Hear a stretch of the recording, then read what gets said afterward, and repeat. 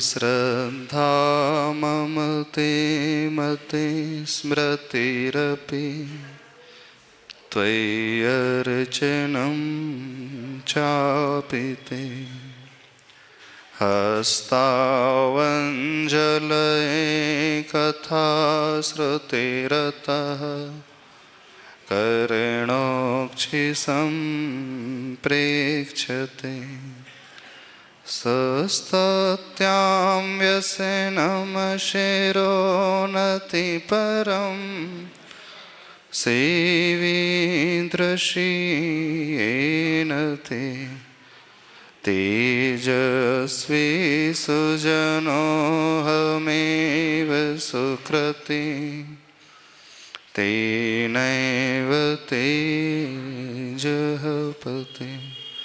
देवादिदेव 1008 श्री शांतिनाथ भगवान की जय। संत श्रोमणी आचार्य भगवान गुरुदेव श्री विद्यासागर जी महाराज की जय। पूज्याचार्य श्री समय सागर जी महाराज की जय। बोलिए श्री परम पूज्य निर्यापक श्रवण श्री वीर सागर जी महामुनिराज की, मुनि संघ की। पहली बार यहाँ लक्ष्मी नगर मंदिर में आज आना हुआ है। शांतिनाथ भगवान के दर्शन करके बड़ी प्रसन्नता हुई और इतने विशाल मंदिर को देख करके एक अलग ही भाव जागृत हुआ कि वेस्ट नागपुर में इतना सुंदर और विशाल मंदिर आप लोगों के लिए प्राप्त हुआ है। धर्म आप लोग करते हो? कैसा धर्म करते हो? धर्म से आप क्या समझते हो? सभी लोग धर्म करते हैं? करते हैं? तो धर्म की डेफिनेशन आप लोगों की दृष्टि में क्या है? धर्म किसे कहा जाता है? पता है? नहीं पता? जो हमें दुखों से उठा करके सुख के स्थान में लेकर के जाता है। उत्तमे सुखे धरती इति धर्मः, जो उस मंजिल में लेकर के जाता है वह धर्म कहलाता है। सुख की प्राप्ति सबसे अंत में होती है, लेकिन उससे पूर्व रास्ते को अपनाना पड़ता है। तो कौन से रास्ते पे चल कर के व्यक्ति सुख तक पहुंचता है? जब हम यह समझ जाएंगे तो धर्म की परिभाषा भी बड़ी आसानी से समझ में आ जाएगी। तो धर्म वह है जो आज तक आप लोग नहीं करते हुए आए हैं, और जो आज तक करते हुए आए हैं वो धर्म नहीं है, वह अधर्म है। क्योंकि यदि आज तक धर्म किया होता तो हर व्यक्ति यहाँ सुखी नजर आता कि नहीं? लेकिन सुखी तो कोई नजर आ नहीं रहा। हर व्यक्ति कहीं ना कहीं किसी ना किसी रूप में दुखी है, परेशान है। तो जो मंजिल अभी मिली है वो दुख की मिली है, परेशानी की मिली है, अभावों की मिली है, प्रतिकूलताओं की मिली है। इसका सीधा सा अर्थ यह है कि जिस रास्ते पे अभी तक कदम बढ़ाया है वह रास्ता सही नहीं है। अभी तक कौन से रास्ते पे चले हैं? तो कषायों के रास्ते पे चले हैं, अभिमान के पोषण के रास्ते पे चले हैं, अपने ईगो को सेटिस्फाइड करते हुए जिए हैं, उसी के लिए जिए हैं, उसी के लिए लड़े हैं और उसी के लिए मरे हैं। उसी को ध्यान में रखते हुए छोटी छोटी बातों को लेकर के व्यक्ति के मन में विकल्प पैदा हो जाते हैं। आपके मन में विकल्प कब पैदा होते हैं? जब आपका ईगो थोड़ा सा भी हर्ट होने लगता है, थोड़ा सा भी अहम का भाव टकराने लगता है, तो व्यक्ति की कषाएं भड़कने लगती। क्योंकि क्रोध कब आता है, गुस्सा कब आता है? जब आपके मन के अनुकूल कोई कार्य नहीं होता है, अथवा सामने वाला आपको प्रॉपर रिस्पेक्ट नहीं देता है, प्रॉपर इम्पोर्टेंस नहीं देता है, और आपके प्रतिकूल चलने लगता है तो व्यक्ति का मन खराब होने लगता है। तो सारी समस्याओं की जड़ जो है व्यक्ति के अहम के भाव में छिपी हुई है।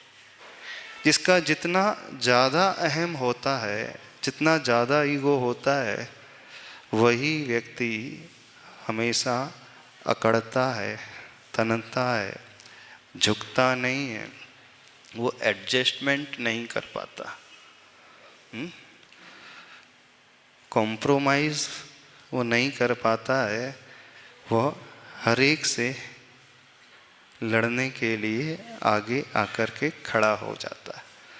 तो अभी तक जिस रास्ते को अपनाया है वो रास्ता सही नहीं है, वो रास्ता विपरीत दिशा का, गलत दिशा का था।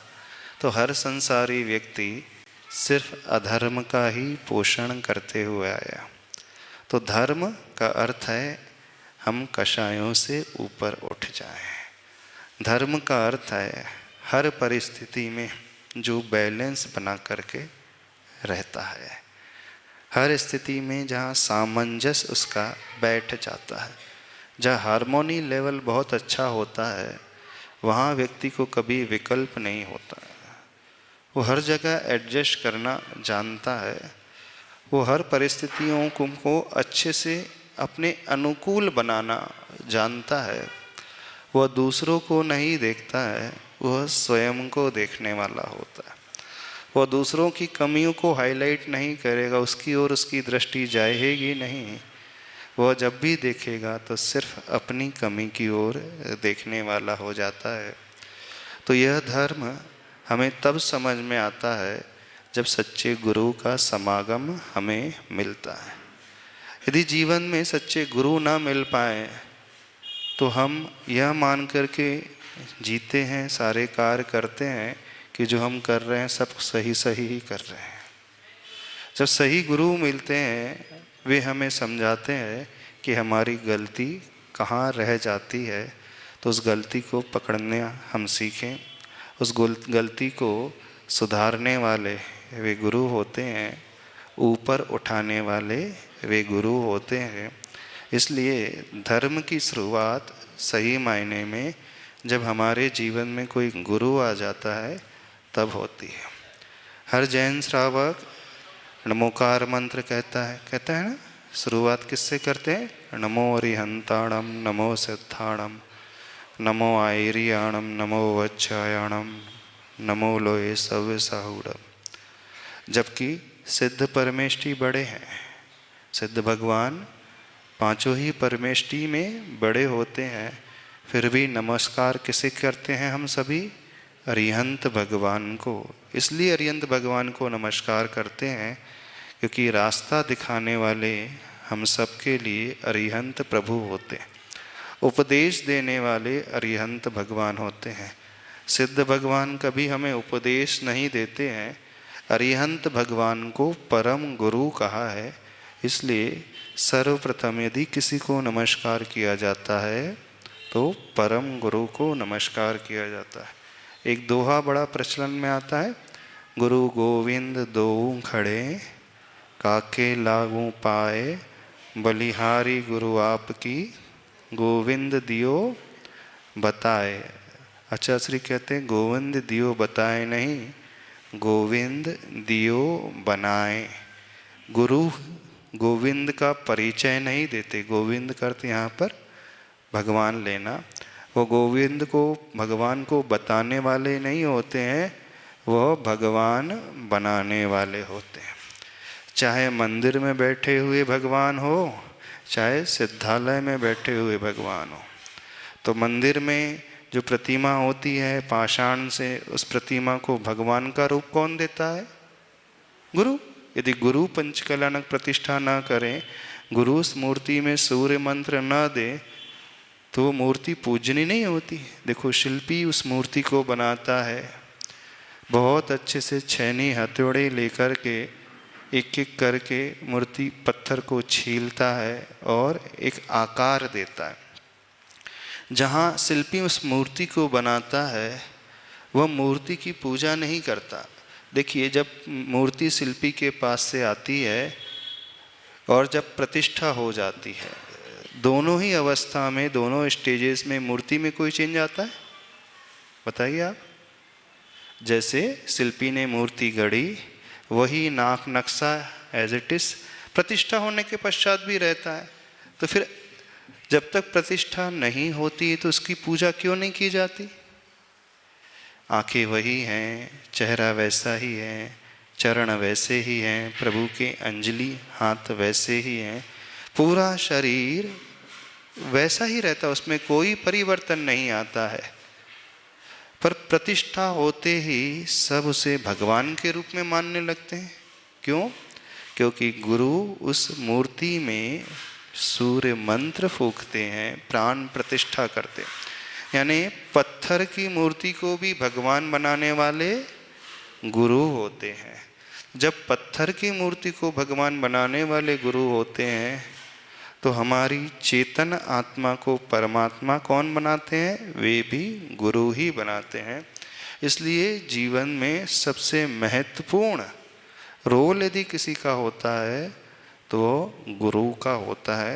इसलिए कहा है, बलिहारी गुरु आपकी गोविंद दियो बनाए। यानी वे ही हमें गोविंद भगवान बनाने वाले होते हैं। कैसे भगवान बनाते हैं? गुरु हमसे हमारी कमियों का परिचय कराते हैं।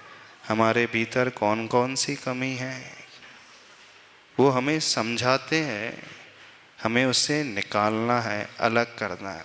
तो जितनी कमियों को हम दूर करते चले जाएंगे उतने ही हम अपने आप शुद्ध होते चले जाते हैं। तो हमारी आत्मा को शुद्ध करने वाले गुरु होते हैं। इसलिए गुरु का सबसे ज़्यादा इम्पोर्टेंस लाइफ में होता है। ये टीचर्स होते हैं, वो टीचर सिर्फ उस बच्चे को इस योग्य बना देते हैं कि वो एक डिग्री हासिल कर लेता है, एक उसे जॉब मिल जाता है, एकेडमिक्स में वो अच्छी सफलता पा लेता है, यह जीवन चलाना सीख जाता है। लेकिन गुरु उसकी आत्मा को सही तरीका सिखाते हैं, कैसे जीवन जीना चाहिए। जीवन जीने की कला गुरु के माध्यम से आती है। तो आप बताइए, आप लोगों ने अपने लाइफ में कोई गुरु बनाया है कि नहीं? हाँ, कितने लोगों ने बनाया है? टीचर की बात नहीं कर रहे हैं, शिक्षक की बात नहीं कर रहे हैं, स्कूल कॉलेज की टीचर्स की वो बात अलग है। गुरु कौन होते हैं? गुरु कैसे होते हैं?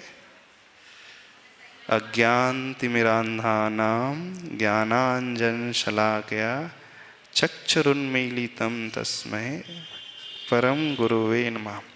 जो अज्ञान रूपी अंधकार को नष्ट कर देते हैं और हमारी चक्षुओं को खोल देते हैं, उन्मीलित कर देते हैं, अर्थात हमें एक नई दृष्टि प्रदान करते हैं, कि विज़न दे देते हैं। रहते हम इसी संसार में हैं, लेकिन इस संसार में रहने की एक दृष्टि प्रदान कर देते हैं। और जहाँ हमारी दृष्टि बदल जाती है वही परिस्थिति हमें अच्छी लगने लगती है। और कुछ नहीं करते गुरु, हर दृश्य को देखने का एक नज़रिया अपने भीतर वह पैदा कर देते हैं।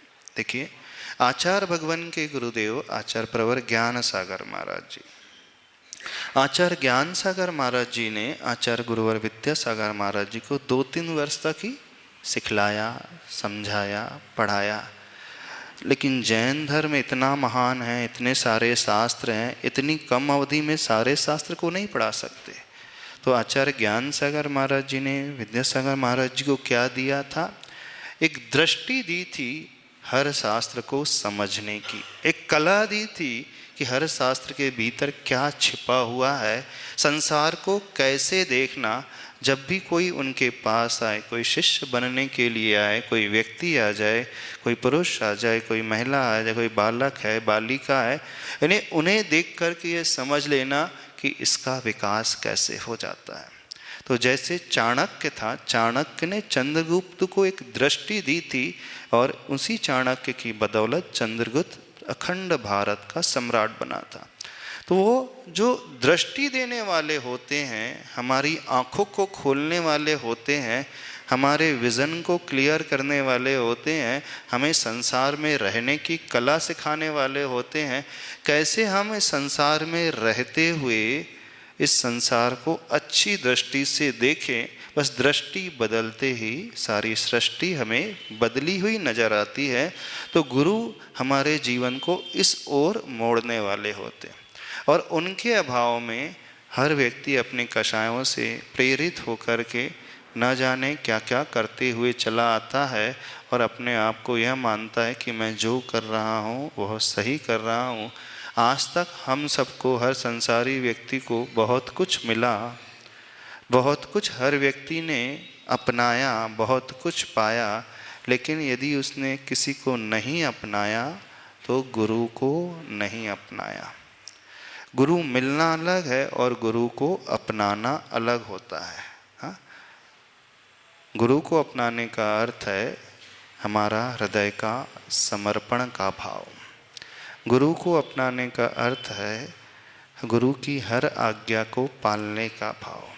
गुरु के निर्देश हमारे जीवन में सब कुछ हो जाए। गुरु को अपनाने का अर्थ है संसार को हम अपनी दृष्टि से नहीं देखेंगे, अब उनकी दृष्टि को अपनी दृष्टि में बैठाते हुए संसार को देखने की कोशिश करेंगे। सीधा सा एग्जाम्पल है, सीधी सी बात है। जिस दृश्य को हम देख रहे हैं और अपनी जगह हम मान लीजिए आचार्य भगवान को रख दें, तो वह आचार्य भगवान उस दृश्य को कैसे देखेंगे, उस व्यक्ति को कैसे देखेंगे, उस परिस्थिति को कैसे एनालाइज करेंगे। तो जैसे ही वह भाव हमारे भीतर आने लगेगा तो समझना हमारी दृष्टि खुलने लगती है। तो गुरु को अपनाने का अर्थ है हमारा अपना कुछ नहीं रह जाता है, जो हमसे बड़े हैं उन्हीं का सब कुछ हो जाता है। हमारा कार्य करने का तरीका अब उनके अनुसार, संसार को देखने का तरीका उनके अनुसार, सोचने का तरीका उनके अनुसार। अर्थात हम अपने मन, वचन और काय की हर प्रवृत्ति को करेंगे तो सही, लेकिन क्या सोच करके करेंगे। यदि इस जगह वे होते तो वो क्या करते। तो जैसे ही वे पिक्चर में आ जाएंगे फिर व्यक्ति पाप नहीं कर पाएगा, फिर व्यक्ति कषाय नहीं कर पाएगा, फिर व्यक्ति गलत कार्य नहीं कर पाएगा। तो बड़ी सिंपल सी बात है, बहुत कठिन बात नहीं है।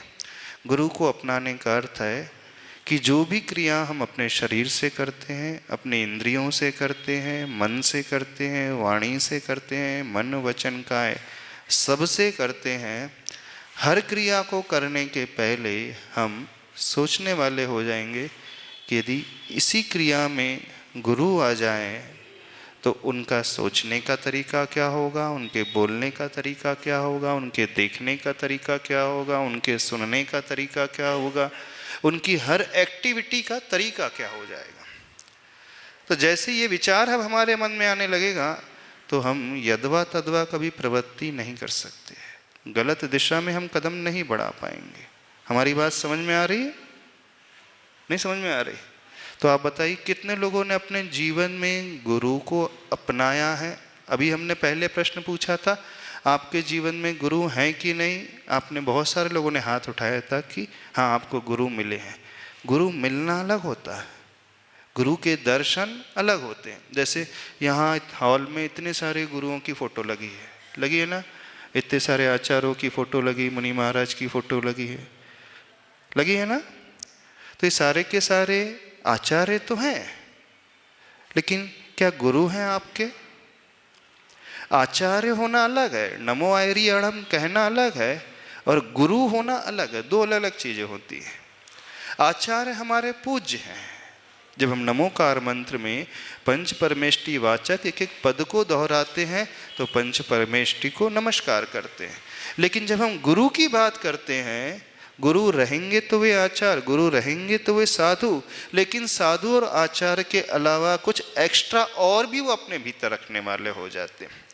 तो गुरु हो जाते हैं। तो गुरु हो जाने का अर्थ है जिनके पास जाकर के हम अपने मन की हर बात शेयर कर सकते हैं, अपने जीवन में होने वाली हम गलतियों का प्रायश्चित ले सकते हैं, अपने भविष्य के लिए हम दिशा निर्देश लेते हैं। यानी हर कदम बढ़ाने के पूर्व में हम उनसे निर्देश लेते हैं।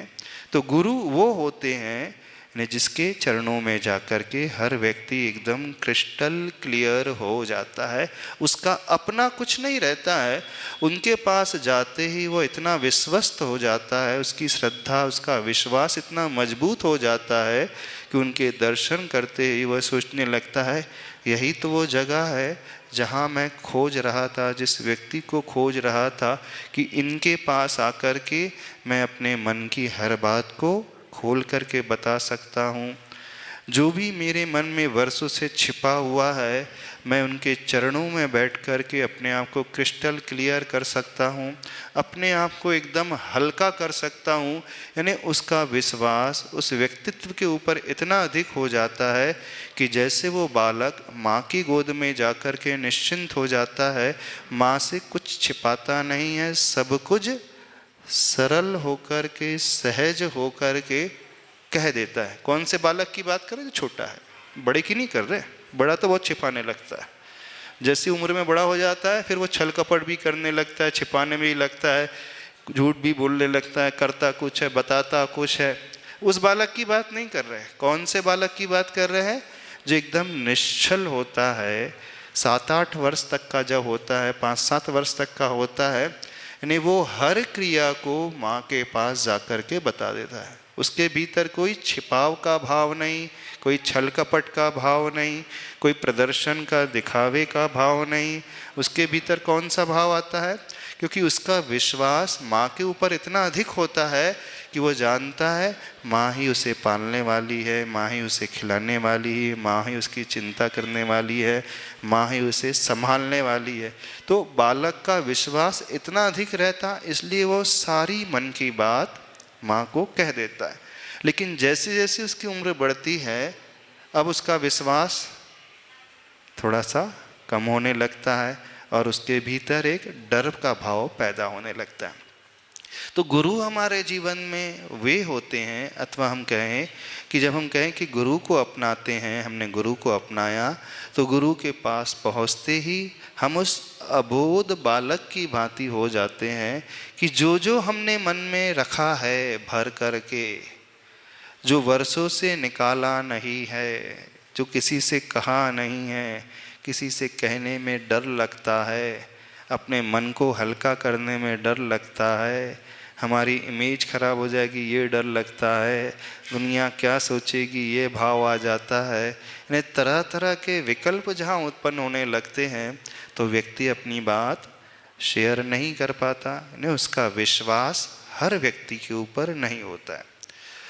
कहने का अभिप्राय, हर इंसान से जीवन के कई मोड़ पर कुछ गलतियां हो जाती, कुछ वो अपराध कर जाता है, कुछ तो भी उससे ऐसा हो जाता है जो नहीं होना चाहिए। एक अंदर ही अंदर उसके मन में गिल्ट पलते रहता है और वह गिल्ट का भाव वो उसे दीनता और हीनता की ओर लेकर के चला जाता है, एक इन्फीरियरिटी कॉम्प्लेक्स की ओर लेकर के आता चला जाता है। धीरे धीरे वो इतना बढ़ता चला जाता है, इतना बढ़ता चला जाता है, फिर वो टेंशन डिप्रेशन की ओर पहुंचने लगता है। यानी उसके जीवन से सारी खुशियां ही समाप्त हो जाती हैं। जीता तो है संसार में, पर वो कैसा जीता है? वो जी नहीं रहा है मानो अपने आप को ढो रहा हो। जैसे कोई थैले में बहुत वजन हो जाता है अथवा किसी बोरे में बहुत वजनदार वस्तु रख दी जाती है, आप उस बोरे को उठा नहीं सकते हो तो क्या करते हो? घसीट करके उसे कैरी करते हो। यही होता है ना। जब हैवी जब हो जाता है तो व्यक्ति उसे हाथ से इजीली उठा नहीं सकता, तो सरल रास्ता कौन सा ढूंढता है? खींचने का, घसीटने का। ऐसे ही बहुत सारे लोग हैं इस दुनिया में जो अपने आप को घसीटते हुए जीते हैं। घसीटते हुए जीने का अर्थ वो अपनी जिंदगी को बस किसी तरह ढो रहे हैं।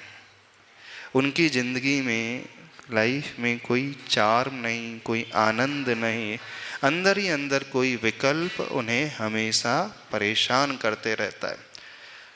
और वही विकल्प, वही बात जो मन में गहरी घर कर जाती है, उसकी सारी खुशियों को छीन लेती है।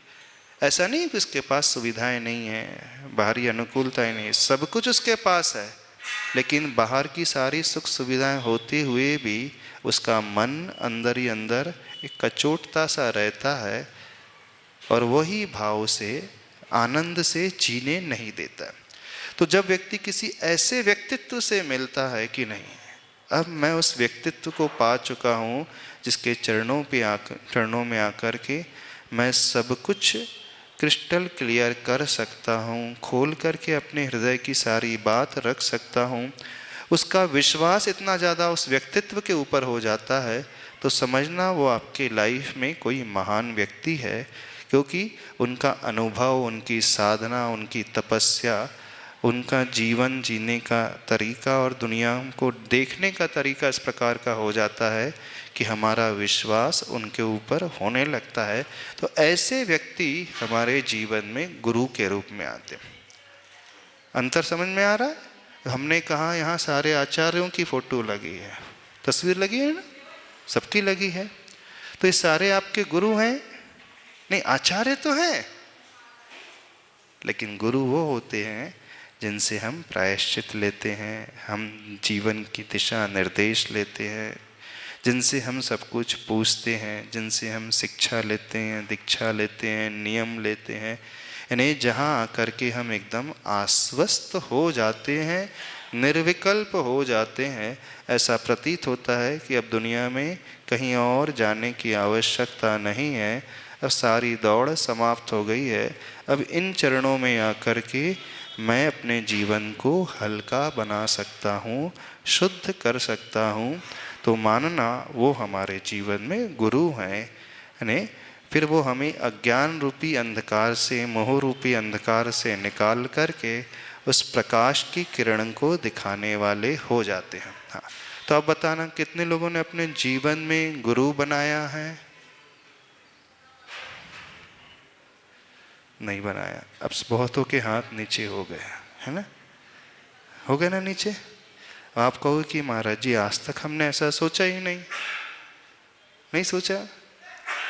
हाँ, गुरु की आवश्यकता दो ऐसे कैटेगरी के लोग होते हैं, उन्हें बिल्कुल नहीं होती है। एक वे जो तीर्थंकर होते हैं, स्वयंभू होते हैं। तीर्थंकर भगवान अपनी लाइफ में किसी को गुरु के रूप में नहीं स्वीकार करते, क्योंकि वो स्वयं इतने सक्षम होते हैं कि दुनिया उन्हें गुरु के रूप में मानती है। इतने कैपेबल होते हैं कि उन्हें किसी अन्य व्यक्ति की आवश्यकता नहीं पड़ती है। तो यहाँ के लोग सारे ऐसे तीर्थंकर की भांति स्वयंभू होंगे, सब इतने कैपेबल होंगे, इतने ऊपर बैठे होंगे, है ना, इतने अच्छे होंगे, इतने अच्छा जीवन जी रहे होंगे कि आप लोगों को किसी की आवश्यकता नहीं पड़ती। एक तो ये कैटेगरी हो गई, इन कैटेगरी में रहने वालों को किसी की आवश्यकता नहीं पड़ती, वो स्वयंभू होते हैं, दुनिया उन्हें फॉलो करती, वो किसी को फॉलो नहीं करते। जो लीडर होता है ना, वो लीड करने वाला होता है, दुनिया लीडर को फॉलो करती है, फॉलोअर लीडर नहीं होता है, और लीडर फॉलोअर नहीं होता है, लीडर आगे चलने वाला होता है, फॉलोअर लीडर को फॉलो करने वाला होता है। तो जो स्वयं लीडर होता है, स्वयं नेता होता है, यानी तीर्थंकर भगवान स्वयं लीडर होते हैं, वो धर्म पथ के नेता होते हैं, तो उन्हें अपने लाइफ में किसी गुरु की आवश्यकता नहीं पड़ती। एक ये कैटेगरी, और एक दूसरी वो कैटेगरी होती है कि उस कैटेगरी में रहने वाले लोगों ने आज तक सोचा ही नहीं कि हमें गुरु होना, हमारे जीवन में गुरु होना भी चाहिए कि नहीं। यानी वो जिंदगी वो एक प्रकार से जी रहे हैं, इन्हें उनकी जीवन का कोई लक्ष्य ही नहीं है, उनकी जीवन की कोई दिशा ही नहीं है, वो जीवन को किस प्रकार से जी रहे हैं इस बारे में उन्होंने आज तक विचार ही नहीं किया है। जो मिल गया सो ठीक है, जैसा है सब ठीक है, कौन सोचे कौन करे, ठीक है ना, जिंदगी किसी तरह कट रही है, कटते रहे। तो एक वो कैटेगरी भी होती है जिन्हें रोटी कपड़ा मकान के अलावा और कुछ सूझता ही नहीं, कुछ सूझता नहीं ना, सवेरे से शाम तक घर और दुकान, दुकान और घर, घर और ऑफिस, ऑफिस और घर, वहीं लगा कि नहीं? क्या लगा है? घर से दुकान या ऑफिस, ऑफिस से घर, पूरी जिंदगी उनकी इसी में बीत जाती है। तो उनको फुर्सत ही नहीं मिल पाती है अपने बारे में सोचने के लिए। तो आप लोग कौन सी कैटेगरी में? स्वयंभू वाली कैटेगरी में? हाँ, तीर्थंकर भगवान वाली कैटेगरी में कि आपको किसी की आवश्यकता नहीं, इतने ऊंचे हैं, इतने महान हैं। इतने महान होते तो यहाँ नहीं बैठे रहते, नहीं नीचे नहीं बैठे रहते ना, कहाँ बैठे रहते? आपकी भी तस्वीर ऊपर लगी होती ना, पर तस्वीर ऊपर किसी की दिख नहीं रही है। तो फिर कौन सी कैटेगरी के हैं? किसी तरह जीवन को जी रहे हैं, उन्हें पता ही नहीं कि हमारे जीवन का उद्देश्य क्या है, हमें क्या करना है, किसके लिए करना है, क्यों करना है, कब तक करना है। हाँ? को हम किद्रग गुणा क्वत्य किम प्राप्य किम निमित्तक इत्युह प्रत्ययम नोचे दस्थाने ही मतिर्भवेत्। अर्थात जो व्यक्ति यह सोचता ही नहीं है कि को हम, मैं कौन हूँ, किम प्राप्य, क्या मुझे जीवन में पाना है, क्वत्य, मैं कहाँ से आया हूँ, किम निमित्त का, कौन से रास्ते पे चल कर के, कौन से निमित्त से, कौन से कारणों से मुझे पाना है और कहाँ मुझे जाना है। जो ऐसा सोच विचार प्रतिदिन नहीं करता है वह व्यक्ति अपने जीवन में भटक जाता है। वह व्यक्ति जीवन जीता नहीं है, वह जीवन में सबको घसीटते ही रहता है, अपनी लाइफ को सिर्फ घसीटते हुए प्रतिदिन लेकर के चला जाता है। तो आप लोग सोचते हो कभी अपने बारे में? नहीं सोचते? कहाँ से आए हैं, क्या पाना है, क्यों पाना है और कौन से रास्ते पे चल करके पाना है, कौन से निमित्त हैं, कौन से कारणों को जुटा करके उसे पाना है।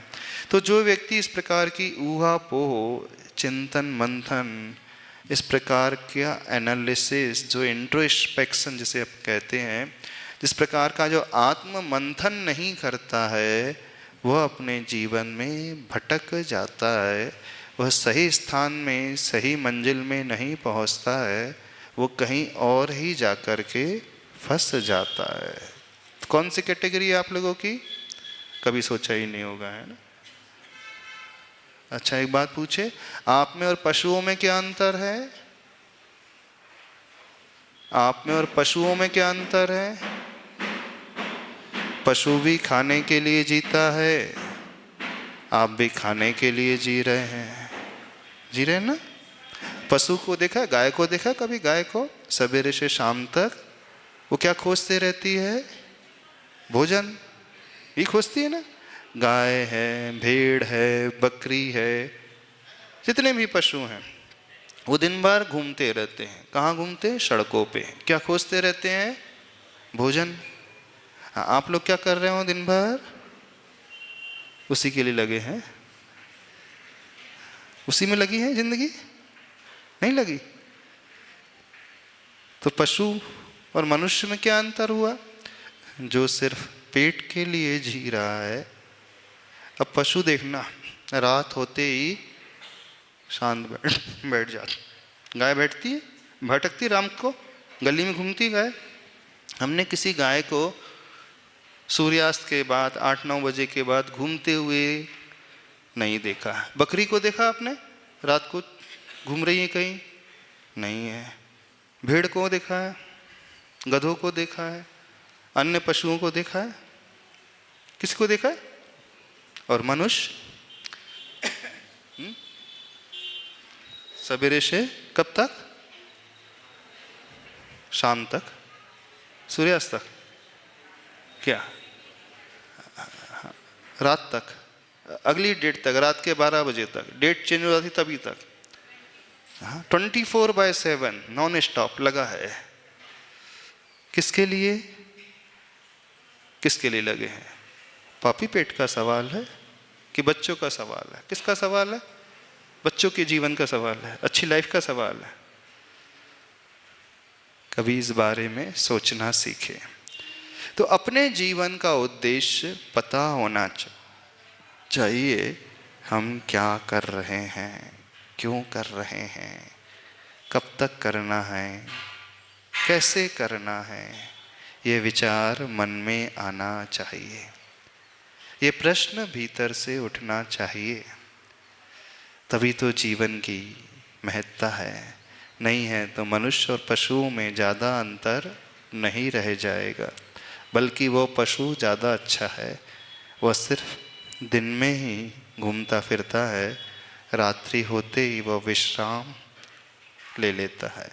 लेकिन मनुष्य ऐसा है कि दिन हो अथवा रात, 24 घंटे सिर्फ भागता ही रहता है, दौड़ता ही रहता है, भटकते ही रहता है। लेकिन उसे पता नहीं है मैं क्यों भटक रहा हूँ। इस कारण कह रहे हैं जीवन में गुरु होना बहुत आवश्यक है, जो हमसे हमारा परिचय करा सके, जो हमसे हमारी पहचान करा सके, जो हमारे ही उद्देश्य को हमें बतला सके। आखिर हम कर क्या रहे हैं, तो क्या कर रहे हैं यहाँ के लोग, लक्ष्मी नगर वाले क्या कर रहे हैं? हमारी बात समझ में आ रही, नहीं समझ में आ रही? अच्छा, आप तो आप बताइए कितने लोगों ने अपनी लाइफ में किसी गुरु को बनाया? कईयों के दर्शन आपने किए होंगे, जिनकी फोटो लगी इतनी सारों की, तो आपने कईयों के दर्शन किए होंगे। गुरु होना अलग है और गुरु बनाना अलग होता है। गुरु होने से हमारा कल्याण नहीं होता है, गुरु बनाने से हमारा कल्याण होता है। तो गुरु बनाना सीखो जीवन में, गुरु को खोजना सीखो, क्योंकि गुरु एक ऐसी कड़ी है लाइफ में जो हमें बहुत ऊपर उठाने वाली होती है, जो हमारे ही जीवन का उद्देश्य हमें बताने वाली होती है। गुरु बनाने का अर्थ ये नहीं समझना कि आपको घर बार छोड़ना ही है, ऐसा नहीं समझना। आप जो कर रहे हैं उसे त्यागना है, इसका अर्थ ये नहीं समझना अपने बच्चों को छोड़ दें, अपने परिवार को छोड़ दें, दुकानदारी को छोड़ दें, उसका कतई अर्थ ऐसा नहीं है। गुरु बनाने का अर्थ है जहाँ आप रह रहे हों, जिस क्षेत्र में रह रहे हों, जिनके साथ रह रहे हों, रहिए, लेकिन रहने के पीछे जो उद्देश्य है वो पता रहना चाहिए। तब तो जीवन का अर्थ है, सार्थकता है। नहीं है तो कहाँ सार्थकता? ठीक है, कुछ पूछना है? कुछ कोई डाउट है आपके? बहुत सारे डाउट हैं। हाँ तो पूछ लो, क्या डाउट है? चलो। बड़े ध्यान से पौन घंटे से महाराज जी को हम प्रैक्टिकल रूप में सुन रहे हैं। 1 घंटे हो गए? आधा घंटा, अरे पता नहीं चला। ठीक है, इतने स्प्रिंट ड्रॉप साइलेंस से सुन रहे हैं महाराज जी। आपकी बात सुख सुविधा सब होने के बाद भी मन अशांत रहता है, ऐसा क्यों? देखो, पिन ड्रॉप साइलेंस से सुनने के 2 अर्थ होते हैं, या तो पूरी बात ग्रास्प कर रहा है अथवा कुछ भी ग्रास्प नहीं हो रहा है। उसी पे तो आ रहे हैं महाराज जी, ये लोग आए। ये तो पूरा समझ में आ रहा है अथवा सब ऊपर जा रहा है। क्या है? क्या हम समझे? सब ऊपर से जा रहा है, बाउंसर नहीं। कुछ पल्ले पड़ा है? क्या पल्ले पड़ा? कौन बताएगा? हाँ, तो सबके मन में जो जिज्ञासा उठ रही है, आकाश भैया कह रहे थे महाराज जी, हाँ। आपके बड़े ध्यान से सुन रहे थे कि मन शांत रहता है। वो कह रहे हैं कि आपके अल्प प्रवास को दीर्घ प्रवास बनाएंगे तो सबको रोल मॉडल मिल ही जाएगा गुरु के रूप में। आज जो प्रत्यक्ष हमारे सामने बैठे हैं, ऐसी भावना। सुनो, ताली बजा के नहीं, महाराज जी को रुकवाने से और जो भी महाराज जी बताए उसको ध्यान से सुनने से। तो चलते हैं प्रैक्टिकल समाधान की ओर। महाराज जी के मुख से हम लोग आपके जिज्ञासा का प्रैक्टिकल समाधान सुनेंगे, जिसमें सर्वप्रथम लक्ष्मी नगर के वीरेंद्र जी पूछ रहे हैं महाराज जी कि प्रतिकूलता में विशुद्धि किस तरह से बढ़ानी चाहिए। अनादिकाल से आज तक अनंतों बार पंच परावर्तन किया है, तो वो कौन से कारण है कि हम मोक्ष मार्ग से स्खलित हो जाते हैं? आगे ऐसा क्या करें कि अब हमारी गति भी ऊर्ध्व गति में बदल जाए? किसका प्रश्न है ये भैया बैठे। हाँ, प्रतिकूलताओं में हम अच्छे से कैसे रहना सीखें। शायद ये प्रश्न उनका अकेले नहीं है, बहुतों का है ना। निमित्त वो ढूंढ रहे हैं, लोग ढूंढते हैं, मन में बात तो सबके रहती है, लेकिन सभी हिम्मत नहीं जुटा पाते हैं सामने रखने की। और हर संसारी की स्थिति जीवन में शायद ऐसी ही है। जब जब हमारे जीवन में प्रतिकूलता आए तो क्या करना चाहिए? अच्छा एक बात बताएं, सोना शुद्ध कैसे होता है? हाँ? सोना जितना तपता है उतना ही वह शुद्ध होता है। 16 वाणी का जो सोना कहा जाता है, 24 कैरेट गोल्ड जो कहा जाता है, खदान से निकाला जाता है तो वह शुद्ध रहता है, लेकिन जितना वो फर्नेस में जाकर के, भट्टी में जाकर के तपता है, अशुद्धि उतनी ही निकलती है। तो ऐसे हम माइंडसेट इस प्रकार का बना लें कि जब जब हमारे जीवन में प्रतिकूलता आ रही है तो इससे हमारा ही निखार होने वाला है, तो कभी भी प्रतिकूलता आने पर विकल नहीं होगा। अब देखना, एक एग्जाम्पल देते हैं। यहाँ कितने लोगों को हार्ट की समस्या है, शुगर की समस्या है, बीपी की समस्या है, कोलेस्ट्रॉल की समस्या है, हाँ, जॉइंट्स पेन है, सबको, बहुतों को है। जो लेबर क्लास होते हैं, डेली वेजेस में काम करने वाले जो मजदूर होते हैं, उनको कोई समस्या होती है हार्ट की, कोलेस्ट्रॉल की? उनको टेंशन की समस्या होती कभी? कभी वो डिप्रेशन में जाते? हमने तो कभी नहीं देखा। उनका बीपी शूट अप होता कभी? नहीं होता है। क्यों नहीं होता? जबकि वो दिन भर कड़ी धूप में मेहनत करते रहते हैं। तो जो जितना धूप में पसीना बहाता है, फिजिकल वर्क करता है, शारीरिक श्रम करता है, उससे उसकी शारीरिक क्षमता का विकास होता है। अब देखना, जो दिन भर 24 घंटे एयर कंडीशन में रहता है, थोड़े से में उसका स्वास्थ्य खराब हो जाता है।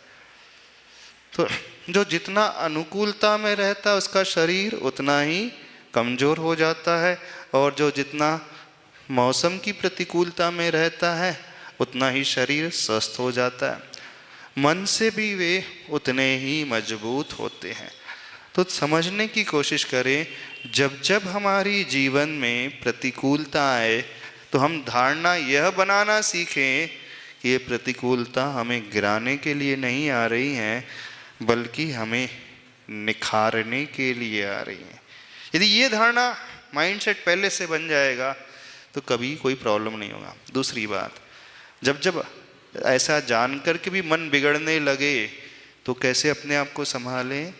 तो जो अपने आप को इन कंडीशन में बहुत अच्छे से संभाल करके रखे रहते हैं, उस रोल मॉडल को तुरंत विजुलाइज करना सीखें। तो लाइफ में एक ऐसा रोल मॉडल अवश्य बनाएं जो प्रतिकूलताओं को झेल करके आगे बढ़ा है, उनकी भक्ति करे, उनकी जाप दें, उनके प्रति समर्पण का भाव। तो ऐसे समय आचार्य गुरुवर श्री विद्यासागर महाराज जी की जाप का ध्यान करना और उनकी जाप इस भावना से देना, इस पर्टिकुलर गुण के माध्यम से देना कि जिन्होंने उपसर्ग को जीता है। ओम रोम उपसर्ग विजेता आचार्य गुरुवर श्री विद्यासागराय नमः। ने हमने एक गुण पहले लगा दिया, क्योंकि हमें क्या चाहिए? हमें प्रतिकूलताओं को जीतने का एक संबल चाहिए। तो हम गुरु को उस पर्टिकुलर क्वालिटी विशेष से जब देखेंगे तो हमारा कनेक्शन तुरंत उनसे जुड़ जाएगा। एक होता है सामान्य से गुरु की जाप देना, सामान्य में सारे गुण आ गए, लेकिन एक होता है उनके पर्टिकुलर उस विशेष गुण सहित जाप देना। तो हमें जो चाहिए, हमें क्या चाहिए? हम हर स्थिति में समता रखें, आनंद से रहना सीखें। तो देखें आचार्य भगवान के जीवन में कितनी प्रतिकूलता आई है। रोग ने उन्हें घेरा, मानसिक प्रतिकूलता ने उन्हें घेरा, हर प्रकार के उपसर्ग को उन्होंने झेला, जबकि वो इतना धर्म करने वाले, इतनी साधना करने वाले, इतनी तपस्या करने वाले। तो कर्म तो किसी को भी छोड़ते ही नहीं है। जब कर्म ने उन्हें नहीं छोड़ा तो हमें कैसे छोड़ देंगे? तो बस ये मानस बदलते ही फिर हमारा मन इतना मजबूत हो जाएगा कि हमें कोई फर्क ज़्यादा नहीं पड़ेगा। क्योंकि हर व्यक्ति क्या धारणा बना करके जीता है कि मेरे जीवन में कभी प्रतिकूलताएं नहीं आएंगी, मुझे कभी खराब परिस्थिति का सामना ना करना पड़ेगा। ये धारणा आपकी होती है। ये धारणा बनाना ही गलत है। भगवान के सामने कभी ये नहीं मांगना कि भगवान मेरे जीवन में कष्ट ना आए, मेरे जीवन में प्रतिकूलता ना आए, मेरे जीवन में बीमारी ना आ जाए, मेरे परिवार में आर्थिक परेशानी ना आ जाए। आप गलत विजुलाइजेशन कर रहे हैं, गलत प्रभु के सामने भावना रख रहे हैं, क्योंकि ये असंभव है। संसार में जी रहे हैं और रोग ना हो, प्रतिकूलता ना हो, परेशानी का सामना ना करना पड़े, तो धारणा ये बनाना, प्रभु के सामने जाकर के कामना ये करना, हे प्रभु जीवन में चाहे कितनी भी प्रतिकूलता क्यों ना आ जाए, बस मुझे इतना अंदर से मन से मजबूत बना देना कि मैं हर प्रतिकूलता का सामना समता से कर सकूं। तो अपने आप को ऊपर उठाने की भावना भाव, न कि ये भावना भाव कि जीवन में कोई प्रतिकूलता ना आए, क्योंकि ये अगेंस्ट, प्रकृति के अगेंस्ट है, संभव ही नहीं, किसी के साथ ऐसा होता ही नहीं और न हुआ न होगा। तो रियलिटी को स्वीकारना सीखे जीवन में। चले, यहाँ उपस्थित सबके मन में ये जिज्ञासा होती है महाराज आज के चकाचौंध को देख के। उसी पे आधारित एक आयुषी जन इंदौर से पूछ रही है कि अभी फरवरी का महीना आने वाला है, आते ही युवा युवतियों में वैलेंटाइन डे का बुखार सा जाता है। यह दिन उनके लिए मौज मस्ती, गिफ्ट आदान प्रदान का और फिजूल खर्च का माध्यम बन गया है। इसके चलते उनका ध्यान पढ़ाई और अच्छे संस्कारों से भटकाकर बाहरी दिखावे की ओर चला जाता है। यह प्रवृत्ति उनके नैतिक और मानसिक विकास पर नकारात्मक प्रभाव डाल सकती है। हे गुरुवर, कृपया मार्गदर्शन करें कि युवा युवतियों इन भटकाव से कैसे बच सकते हैं और अपने जीवन को सही दिशा में कैसे ले जा सकते हैं। हाँ, फरवरी का महीना, वैलेंटाइन मंथ है ना। क्या होता है वैलेंटाइन डे में, क्या होता है? कौन किसको प्रपोज कर देता है? हाँ, यही होता है। नए नए फ्रेंड्स की तलाश करते हैं, बस सिर्फ एक दिन के लिए। यदि प्रपोज ही करना है तो भगवान को प्रपोज करो ना। प्रेम ही करना है तो आत्मा से प्रेम करो। चाहना ही है तो उसे चाहें जो आपसे कभी जुदा ना हो, है ना। आप जिसे चाहते हो, अच्छा देखना, हमने कई ऐसी घटनाएं सुनी है जिनकी लव अफेयर थे, लव स्टोरी थे, और 3 साल 5 साल बाद ब्रेकअप पे एंड अप हो गया सारे के सारे। जो पहले कस्में खाते थे तुम्हारे बिना एक पल भी नहीं जी सकते हैं, फिर बाद में वो उनके साथ एक पल भी नहीं जी पाते हैं। होता है ऐसा? कितनों ने कैसे कसम खाई है, एक पल तुम्हारे बिना भी एक पल भी नहीं जिया जाएगा, फिर एक पल उनके साथ नहीं जी पाते। ऐसा क्या हो जाता है? क्यों हो जाता है ऐसा? बताओ तो सही। आप लोगों ने सब देखा होगा ना, सब ने उस दौर को फेस किया होगा, फेस क्या किया होगा, इंतजार किया होगा। तो वैलेंटाइन डे शरीर का आकर्षण वाला नहीं होना चाहिए। यदि आपको चाहना ही है किसी को, तो उसके भीतर रहने वाले गुणों को चाहना सीखें। गुण हमेशा के लिए होते हैं, पर्याय हमेशा विनश्वर होती है। चाहना ही है तो द्रव्य को चाहें और गुण को चाहें। और जब हम गुण को चाहने की दृष्टि रखेंगे तो कभी हम उसे छोड़ने की बात ही नहीं करेंगे। जब भी व्यक्ति रूप से प्रभावित होता है, वह अवश्य धोखा खाता है कि रूप स्थिर नहीं रहता है, स्वरूप हमेशा स्थिर रहने वाला होता है। तो रूप को छोड़ करके स्वरूप की ओर आने वाली भावना बनाना सीखो। थोड़ा सा हाई लेवल का हो जाएगा शायद लोगों के लिए डोज, है ना। अब लोग सोचेंगे महाराज जी आप तो साधु बन गए हैं, अब आपको क्या लेना देना।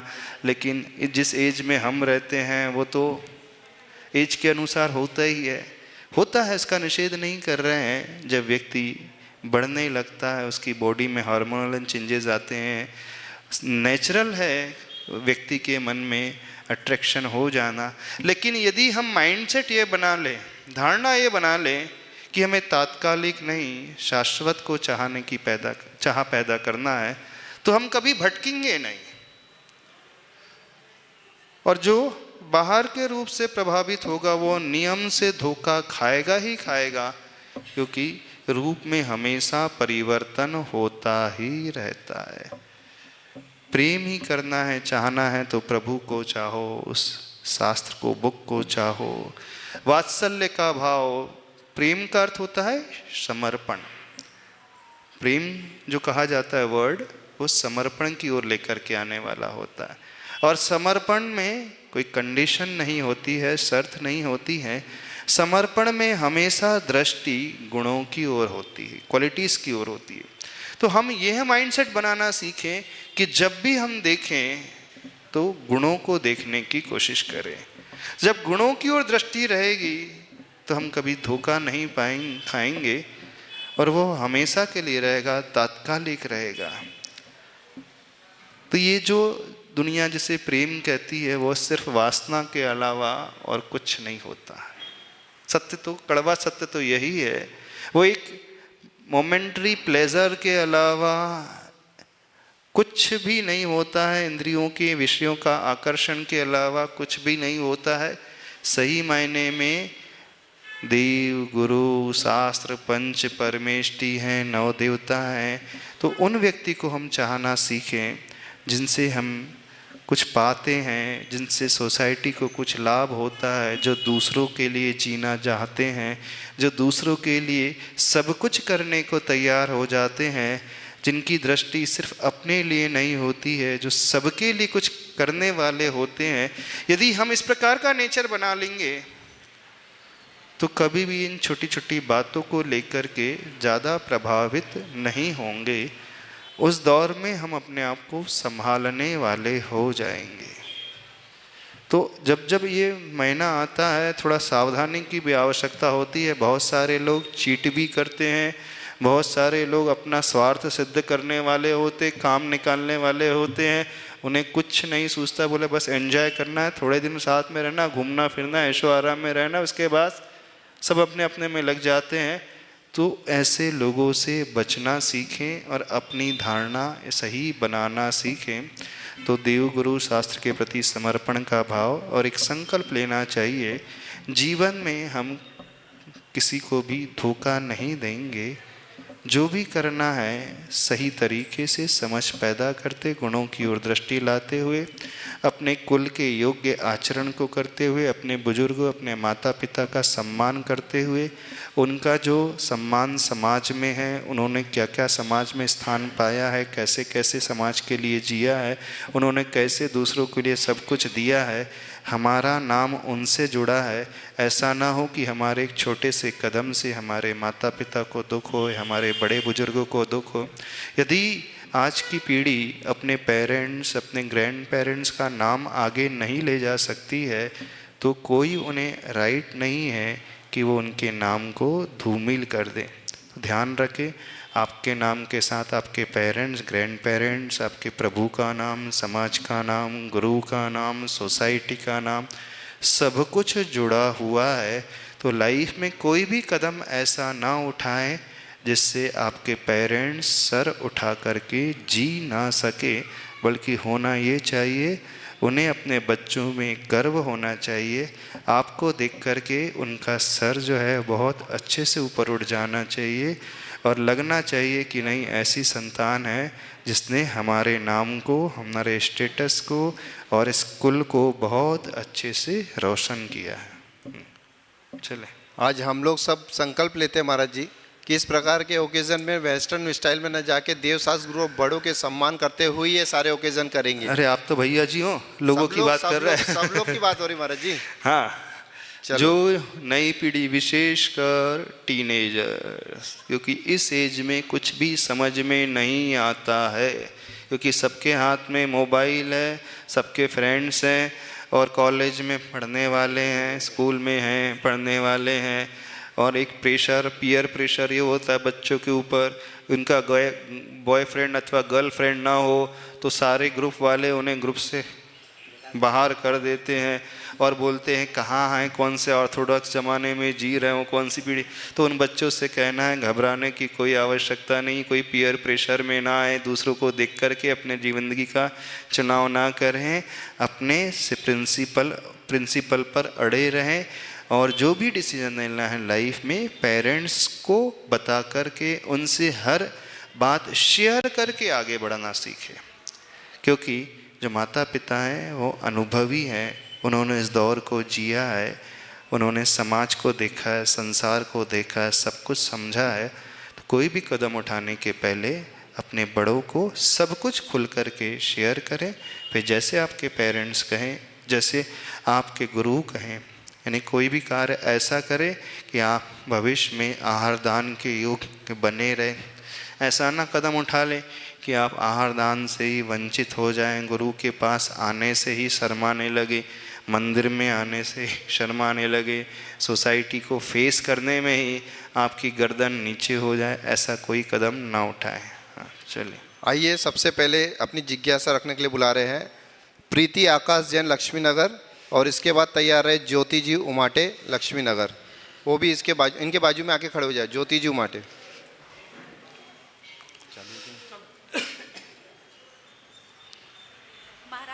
महाराज श्री के चरणों में त्रिकाल इसका वॉल्यूम बढ़ा लो, करते हुए, आवाज नहीं आ रही। सही कर दो। महाराज जी के चरणों में त्रिकाल त्रिबार नमोस्तु करते हुए मैं ये जिज्ञासा रखना चाहती हूँ कि महाराज जी, जब हम बिजनेस में और बाकी सब चीज़ों में आगे बढ़ने की कोशिश करते हैं तो बहुत सारी रुकावटें आती हैं। ऐसी रुकावटों में किसी ने हमको सलाह दी कि आपको अपने घर का वास्तु, अपने बिजनेस का वास्तु दिखाना चाहिए, वास्तु के बाद बहुत परिवर्तन आता है।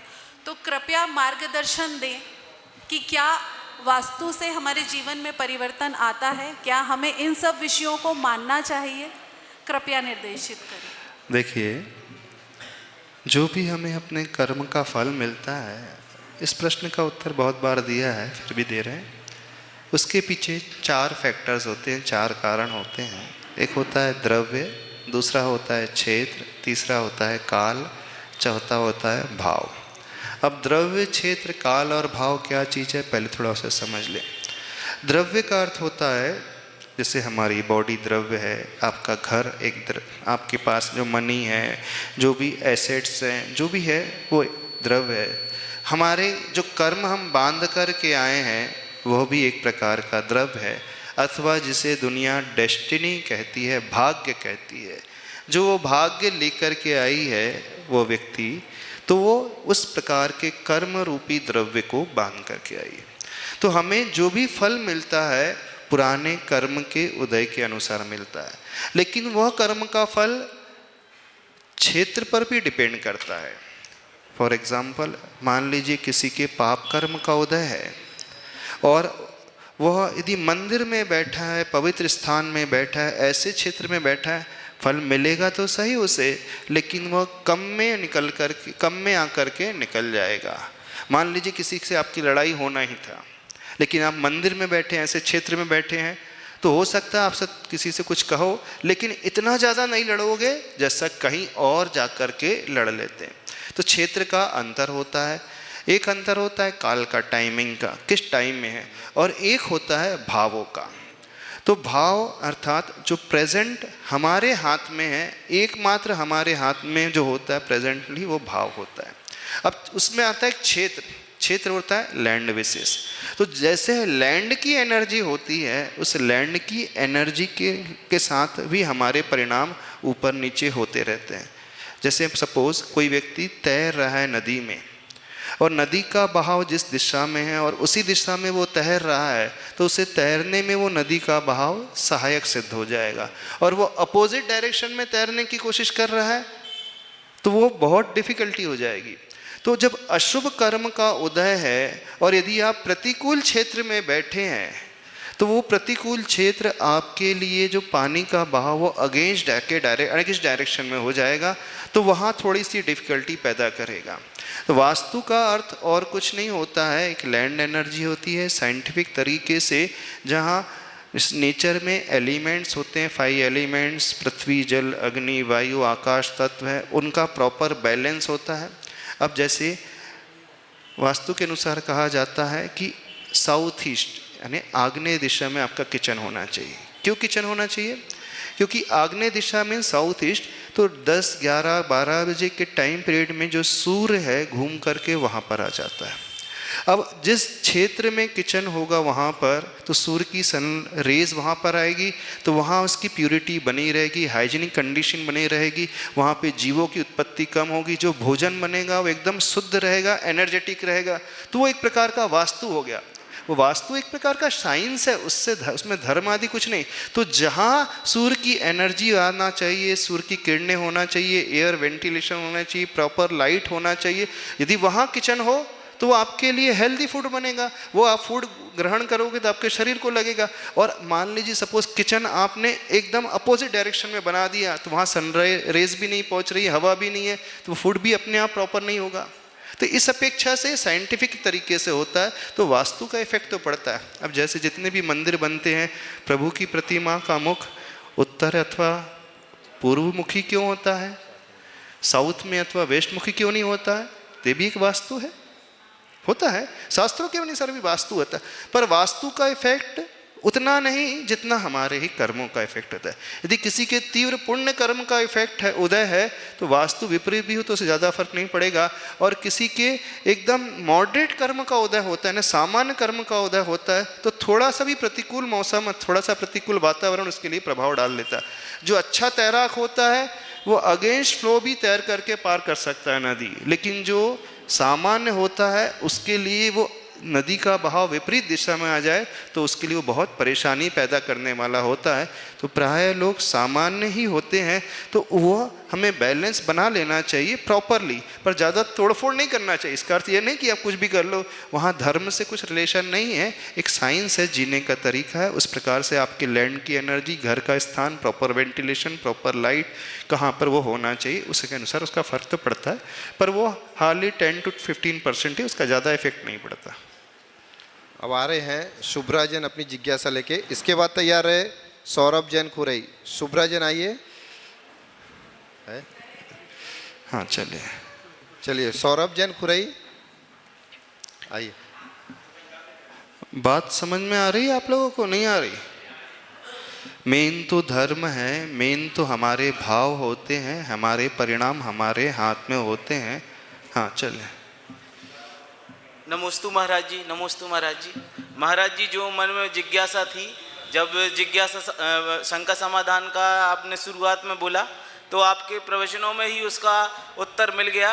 तो मैंने मन ही मन सोचा क्यों ना प्रश्न बदल दिए जाएं, लेकिन मैं 2-3 बार प्रश्न बदला, लेकिन उन सबके उत्तर आपके प्रवचनों में मिला। नमोस्तु महाराज जी। अच्छा, बड़ी अच्छी बात है।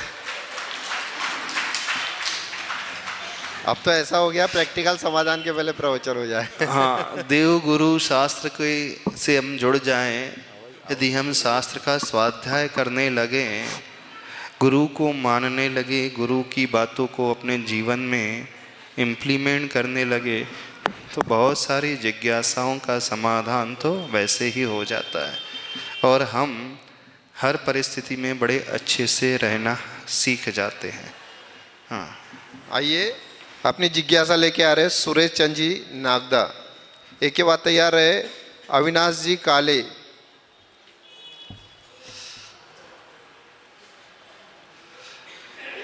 ओम।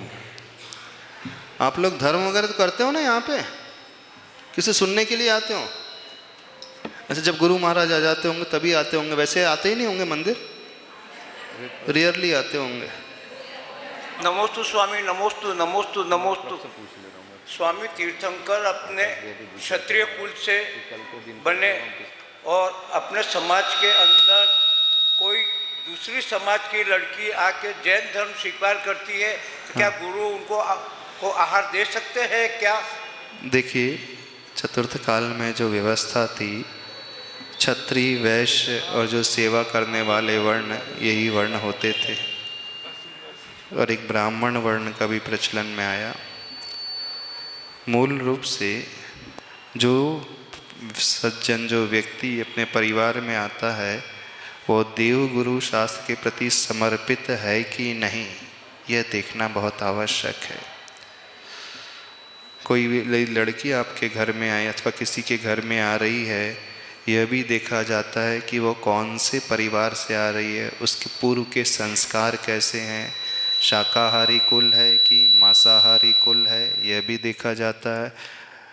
उनके माता पिता का आचरण कैसा, यह भी देखा जाता है। उस व्यक्ति का, उस लड़की का आचरण यहाँ आकर के कैसा है, वह भी देखा जाता है। उसकी श्रद्धा, उसका समर्पण पूरा हुआ है कि नहीं, यह भी देखा जाता है। तो ये केस टू केस वेरी करेगा। गुरु के पास जा कर के पर्सनली मिल कर के आप अपनी वस्तुस्थिति रख देंगे तो उसके अनुसार इसका निर्णय होता है। ये ओपनली सबके लिए एक जैसा निर्णय नहीं हो सकता है। जैसे कोई व्यक्ति बीमार पड़ जाता है तो उसकी दवा तो आपको सब कुछ अवेलेबल रहती है, नेट पे पता रहता है मलेरिया की ये दवा है, वायरल फीवर की ये दवा होती है, टाइफाइड की ये दवा होती है। आप गूगल में सर्च करोगे तुरंत मिल जाएगा। पर गूगल में सर्च करके अथवा आपने ब्लड टेस्ट कराया और जो रिपोर्ट में आ रहा है सीबीसी रिपोर्ट में दिखा रहा है तो उसके अनुसार दवा तो आप अपने मन से नहीं ले सकते ना। स्पेशलिस्ट डॉक्टर को जब दिखाते हैं और जैसा डॉक्टर प्रिस्क्राइब करता है उसके अनुसार वह दवा देता है और उस दवा को खाया जाता है। तो ऐसे ही यदि कोई घटनाक्रम किसी परिवार में घटता है तो एक जैसा नियम सबके लिए नहीं हो सकता है। वो गुरु के पास जाए, गुरु जब सब कुछ समझेंगे उस परिवार की स्थिति, लड़की की स्थिति, समाज की स्थिति, कितना एक्सेप्टेंस है और वर्तमान का आचरण कैसा है, ये उस पर डिपेंड करेगा उसके अनुसार। नहीं स्वामी जी, वो जो जैन होके वो अपना देव दर्शन और नहीं तो वो ओपनली नहीं हो सकता, पर्सनली होकर के समझेंगे तब समाज से पूछा जाता है, उसके बाद निर्णय दिया जाता है। और वो अपनों से ज्यादा देव दर्शन हाँ, तो वो कर रही है तो उस पर निर्णय उस पर दिया जाएगा, वो पर्सनली मिल करके समझ करके। हाँ चलिए। नमोस्तु नमोस्तु नमोस्तु। आइए अपनी जिज्ञासा लेके आ रहे हैं अविनाश जी काले। इसके बाद तैयार रहेंगे प्रोफेसर राजेंद्र जैन चिंतामणि। नमोस्तु गुरुदेव, नमोस्तु गुरुदेव, नमोस्तु गुरुदेव। मेरा प्रश्न, हाँ माइक ऊपर करके बोलो थोड़ा सा। हाँ। मेरा प्रश्न जनरल है और थोड़ा अलग है। अपने मुंह में हमेशा लार बनती रहती है और वो जब अपन किसी शब्द का या वर्ड का थ्रो करते हैं या उच्चारण करते हैं तो हाँ। वो लार उड़ती है। हाँ जब अपन शांति धारा कर रहे हाँ। तो कुछ शब्द ऐसे हैं जिससे वो लार उड़ती है तो भगवान की अशुद्धि होती है। हाँ, तो ऐसा नहीं करना चाहिए। यदि हमारे मुख से लार बाहर शब्द उच्चारण में कुछ सलाइवा थूक बाहर आ रहा है तो हम दूरी बना करके उसका उच्चारण करें अथवा मुख में कपड़ा लगा करके उसका उच्चारण करें। मन में भी तो बोल सकते हैं। नहीं, मन में नहीं, तो मुख में कपड़ा लगा करके ताकि बाहर वो ना हो। चलिए। नमस्ते। आइए प्रोफेसर जी राजेंद्र जी जैन। महाराज जी के चरणों में शत शत नमन। महाराज जी, हमारा जो समाज है वैसे क्षत्रिय कुल में जन्मा हुआ हमारा इतिहास है, लेकिन बहुत सारे मतलब अधिकांश अभी देखेंगे तो सारा वैश्य वर्ण में है। तो और इसमें ऐसा है कि शिक्षण सभी एजुकेटेड है, लेकिन हमारे व्यक्तिगत रूप से यदि कोई व्यक्ति धर्म को बढ़ाने के लिए अथवा धर्म की शिक्षा को बरकरार रखने के लिए यदि उसका कंट्रीब्यूशन देखा जाए तो वो ज़्यादा है। मतलब लौकिक शिक्षा में उसका कंट्रीब्यूशन ज़्यादा है, लेकिन धार्मिक शिक्षा में कंट्रीब्यूशन बहुत कम है। हाँ, तो ये समाज की बहुत बड़ी कमी है। जैसे आप लौकिक क्षेत्र में आगे बढ़ कर के पढ़ाई लिखाई करते हैं, ऐसे ही हर व्यक्ति को स्वाध्याय भी करना चाहिए। धर्म के मूल स्वरूप को समझना भी नहीं चाहिए। सभी लोगों से एक बात कहना चाहते हैं, अपने मन से इस डर को निकाल करके अलग कर दे कि धार्मिक जो ग्रंथ होते हैं, शास्त्र होते हैं, बहुत डिफ़िकल्ट होते हैं। वो ऐसे कोई कठिन नहीं होते, बहुत आसान होते हैं। और दूसरी बात कहना चाहते हैं, जैसे आप अपने बच्चों को पढ़ने के लिए अच्छे अच्छे स्कूल्स में भेजते हैं, अच्छी कॉलेज में भेजते हैं, अच्छे टीचर के पास भेजते हैं कोचिंग के लिए, ऐसे ही समाज के प्रत्येक मंदिर में एक विद्वान को रखना चाहिए और वहाँ पर आकर के शास्त्र स्वाध्याय सामूहिक करना चाहिए। बिल्कुल रखना ही चाहिए। हर समाज में, हर मंदिर में एक पंडित, एक विद्वान होना ही चाहिए, ताकि वो विद्वान समाज के सभी लोगों को प्रेरणा दे सके। क्योंकि आप लोगों के पास स्वयं इतना वक्त नहीं रहता कि आप मंदिर में आकर के स्वाध्याय कर सको, तो एक विद्वान को हायर कर ले, उनके माध्यम से स्वाध्याय शुरू करें। सभी से कहना है, और ये डर निकाल दे कि सब ग्रंथ बहुत कठिन होते। कोई कठिन नहीं होते।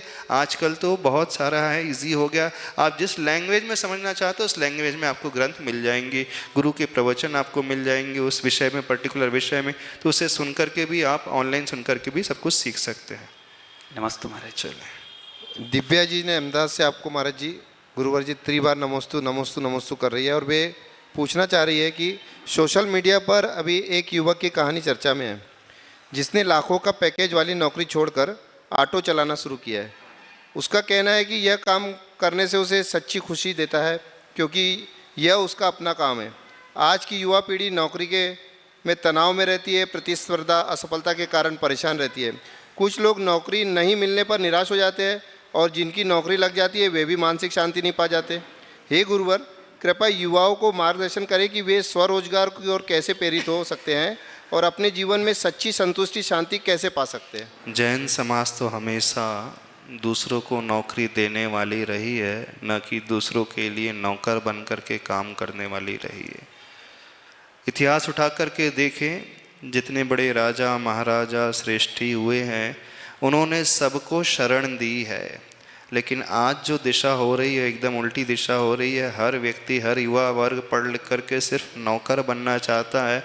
तो उन लोगों से कहना है नौकरी नहीं बल्कि बिजनेस करना शुरू करें। और दूसरी बात, काम कोई छोटा न और बड़ा नहीं, काम काम होता है, लेकिन बशर्ते हमारा पैशन होना चाहिए, एक जुनून होना चाहिए। जैसे उदाहरण दिया गया कि पढ़ लिख करके उसने ऑटो चलाना, टैक्सी चलाना शुरू कर दिया, तो उसका आनंद उसमें आता तो वो जो हमें आनंद दे रहा है तो वो काम अच्छा है, उससे सेटिस्फेक्शन मिल रहा है। और डिग्री ली किस लिए जाती है? सिर्फ पैसे कमाने के लिए नहीं, ज़िंदगी को अच्छी तरीके से जीने के लिए। हाँ, सारी अपनी बेसिक नेसेसिटी फुलफिल करने के पश्चात एक जीवन में संतोष भी तो आना चाहिए, एक लगना चाहिए कि हम कुछ कर रहे हैं। तो जो अंदर से जुनून होना चाहिए उसके अनुसार कार्य करना चाहिए। यदि आप उससे विपरीत जाकर के ऐसे दूसरों को देख करके नौकर बनते जाओगे तो पैसा तो मिल जाएगा, पैकेज मिल जाएगा, लेकिन लाइफ में कभी सेटिस्फेक्शन और आनंद नहीं मिलेगा। तो ज़िंदगी ऐसे जिए जो आपकी लाइकिंग है, उसके अनुसार आप कैरियर का चुनाव करें। और कैरियर का चुनाव का अर्थ ये नहीं कि नौकरी ही करने वाले बन जाए, बल्कि उस फील्ड में आगे आकर के कुछ ऐसा कार्य करें कि आज कर सकते हैं। और आज तो इतनी फैसिलिटी, कोई भी स्टार्टअप शुरू किया जा सकता है। अब जैसे जितने टैक्सी के होते हैं उनके पास एक भी कार होती नहीं है, लेकिन वो चाहे वो ओला हो चाहे उबर हो, बड़े एक माइंड में एक थॉट आना चाहिए, एक विचार आना चाहिए और उसके अनुसार जीवन में हम जीना सीखें। पहले ये माइंडसेट बदल ले कि नौकरी में सब कुछ है, रखा तो जीवन में आनंद जो है व्यापार आदि में है, और इस प्रकार से जीना है। समय हो गया, बस अभी रहने देते हैं, एक और अभी आ सकते रहे। ठीक है, अभी इतना ही कहना पर्याप्त समझते हैं। अब आप लोगों से एक बात कहना है। अब हम यहाँ पर आए हैं, वैसे तो एक दिन के लिए आए हैं, यदि आप लोगों का उत्साह दिखा तो फिर और सोच भी सकते हैं। तो कल कितने लोग आ जाएंगे? कल कोई कार्यक्रम रखे, सवेरे से कितने बजे आ जाओगे आप लोग? आकाश, सवेरे से कितने बजे आ जाओगे? 7:30 पे आ सकते हो कि 6:30 पे कि 8:30 पे? कितने बजे? जितना टाइम आप बोलेंगे उतना। 8 बजे का नहीं, 7:30 का पहले भगवान का महामस्त का अभिषेक रखते हैं, फिर उसके बाद प्रवचन रखते हैं। कौन से भगवान का मस्त का अभिषेक करेंगे? बोलिए। समाज के प्रमुख कौन है यहाँ पे? मंत्री, अध्यक्ष, उपाध्यक्ष कौन है? क्या कोई कार्यक्रम रखना है? हाँ,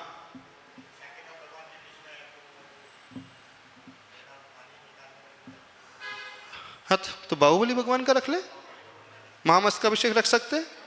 कितने लोग आएंगे? बस इतने से ही। हमने तो सुना 400 घर की समाज है। डिवाइड बाय 4 तो 100 भी तो हैं, तो 100 ही मान लें। तो 100 तो जेंट्स आ जाएंगे, चलो 100 पुरुष वर्ग आ जाएंगे।